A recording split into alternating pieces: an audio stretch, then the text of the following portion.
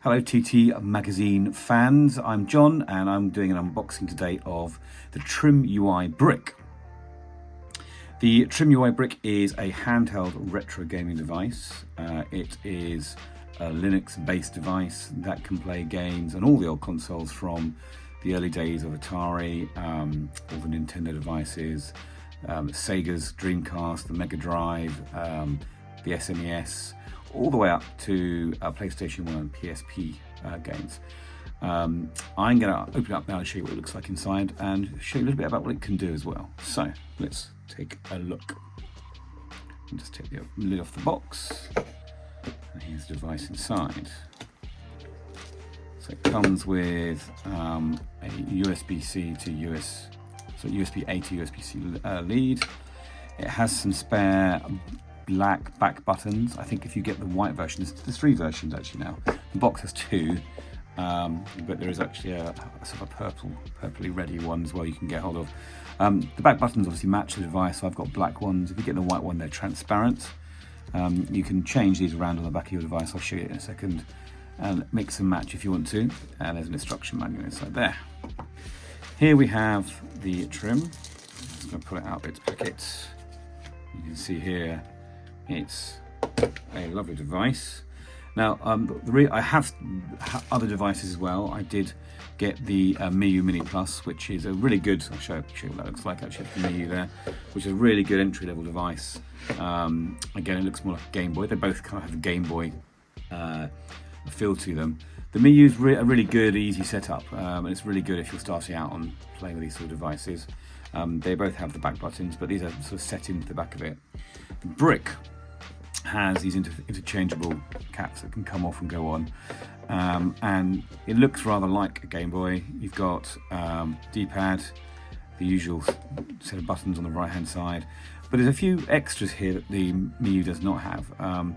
For instance, it has some very nice LED lights, which I'll show you when I turn the device on the front here under the buttons, and also on the back. And if you've got the transparent keys, I think the light shines through as well.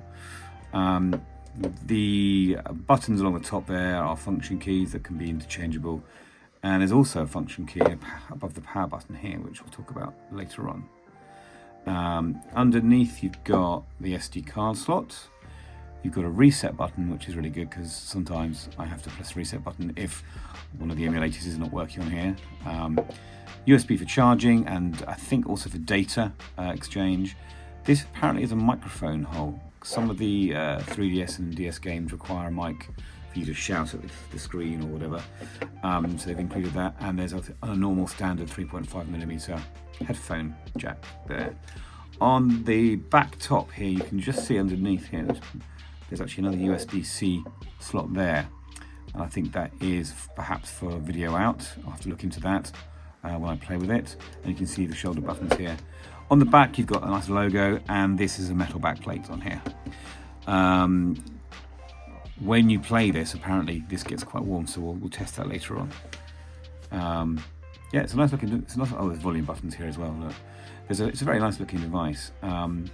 And what I'll do is I'll go away now, and I'll come back and having played it for a while, and give you some more insight into the actual games and design of the actual menu interface in the next step.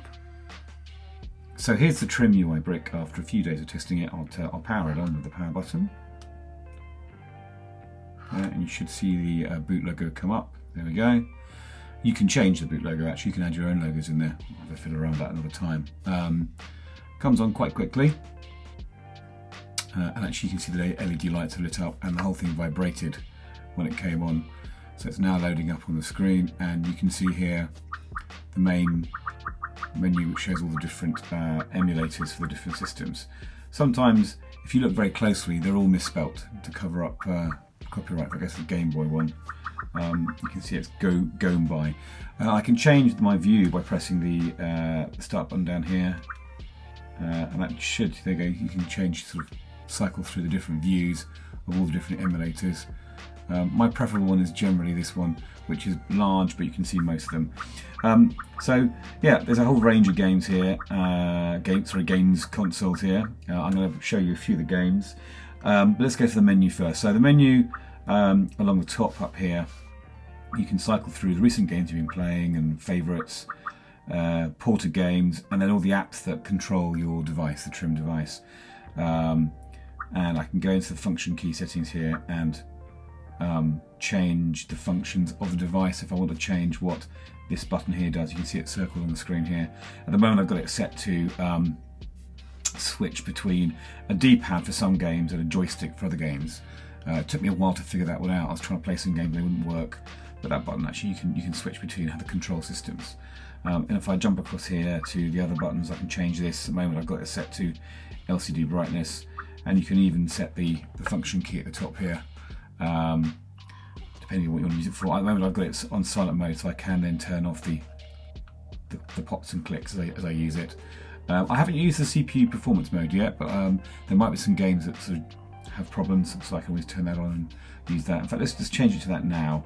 Turn the volume back on. If I change it to CPU performance mode and silent mode, I can both. Well, okay, I don't want to do that. So I can play around with those, but I'm going to try the CPU performance mode button on one of the games later on. You've also got Moonlight, which is a game streaming service from PC. You have a media player, and then obviously you've got the RetroArch emulator, which is kind of the core to all the games, to most of the games on here. You can format your SD card, and you can actually connect via the USB-C connection down at the bottom here, and turn this into one big memory card reader. And I'm finding that transferring games from my Mac to this directly is better than using a card reader. Sometimes the games get, I don't know, corrupted, or they just won't load if you do them via a card reader, but directly on the device seems to be the best way of doing it. I'm not sure how that affects the speed of transfer. And there's a user guide there as well. So let's look at some of the games. And I'm going to start off with some Game Boy games. Where's the Game Boy? One of the earlier systems here. And you can see, actually, I've got quite a lot of games in here. Let's go to a Bomberman game and load that up.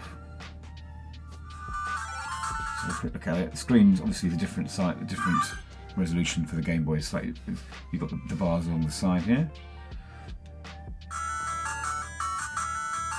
Speakers are very good. There's two speakers down here, stereo speakers, which is quite rare. Let's go to Monster Trial. Defeat all monsters within the time period. Okay, so I've got to...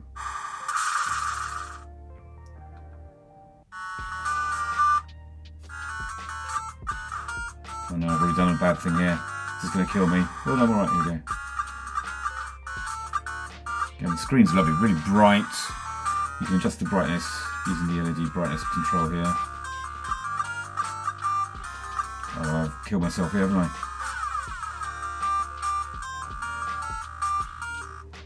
Try again.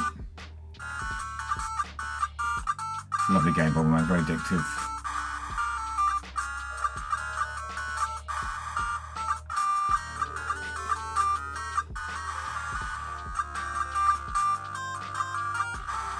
Oh, it got me again. I'm not very good at this. There you go. Now you can pause the game and save any game in its current state. So this is kind of like a global pause. I can click on there and it will actually save that state of the game there. It's not a very good representation of it, but if I come back later on I can load that directly where I've left the game. Let's have a look at some other games. Let's go to the Sega Mega Drive and look at Sonic the Hedgehog. Again, see the quality of the colour on here.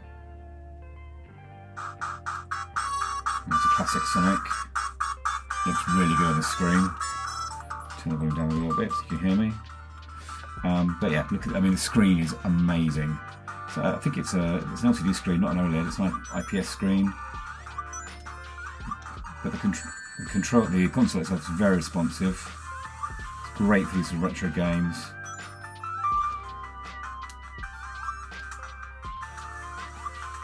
You can see the quality of the controls here. The buttons are a little bit clicky, but you're not going to get completely silent buttons, but I don't think enough to disturb anyone. Okay, but I'm not getting any lag at all from this. It's brilliant. Again, I can go in and I can save the state where I am now. Save it, it'll see a little preview of the screen there. And I can come back to it afterwards, exactly where I left it, which is really handy. Let's scale it up a bit. So I'm going to go look at the Dreamcast games. These aren't, there's not an emulator, I think, on the Mini Plus, but on the Dreamcast, there's some really, really good games on here. Let's have a look at what we can find. Ikaruga. I love Ikaruga.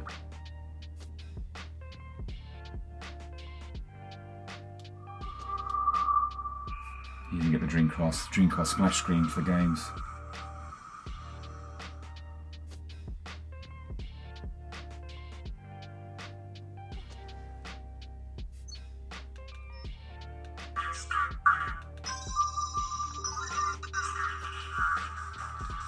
There you go. It's the Japanese version, but the game itself is brilliant. So you see it's got a vertical style screen, and it's vibrating. You can feel it vibrating as well, so you get in the vibration effects on this. This is an amazing game, Ikaruga. Again, looks gorgeous on this screen.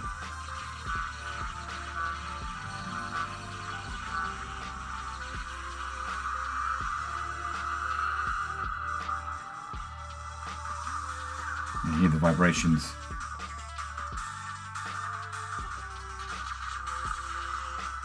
I'm playing this on easy mode, I'm still getting owned here, but it's very good.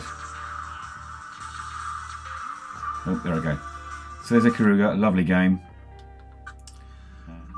So you can see here I've moved into Little Big Planet on the PSP, and I've got the frame count in the top corner here as well. And I'll tell you what, Little Big Planet runs really well. This is the PSP version, obviously.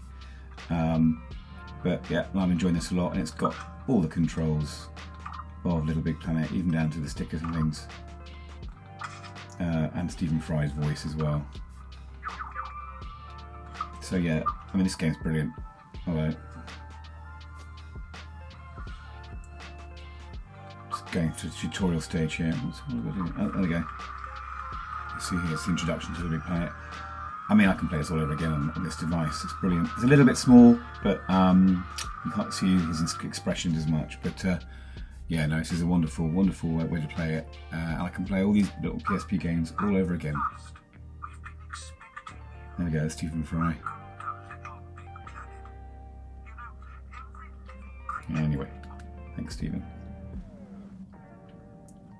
And let's very, very quickly look at the PS1 games as well. So, come out of PSP. And I've got a quick look at Tekken 2.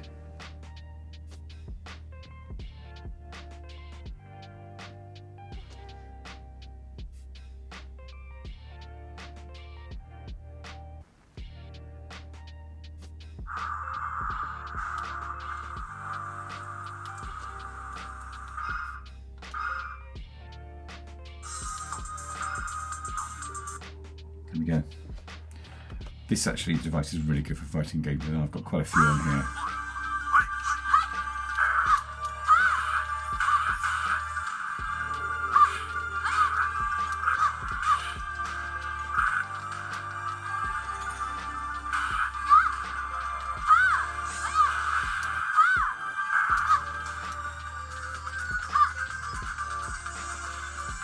Back to mush. There we go. There it goes. This plays really well on this device. There's another game that Bloody Raw plays really well as well. Yeah, I'm very pleased with the how this feels. Need to have a fiddle around with the higher particulate games. But anyway, there we go. Yeah, overall, very, very pleased with this device. I still need to fiddle with it a little bit and get used to some of the performance controls. But for a device with all in all, with the memory stick and the device itself costing about 50 quid in total, it's a really good alternative to the more expensive handheld consoles, and a really, really nice portable device to use out and about. You know, it fits in your pocket, and battery lasts a good long time, and yeah, I'm really, really pleased with it. Do keep an eye on this channel for more videos, more content that Bobby's putting out. Keep an eye out for more videos that I'm going to be making too. Thanks for watching.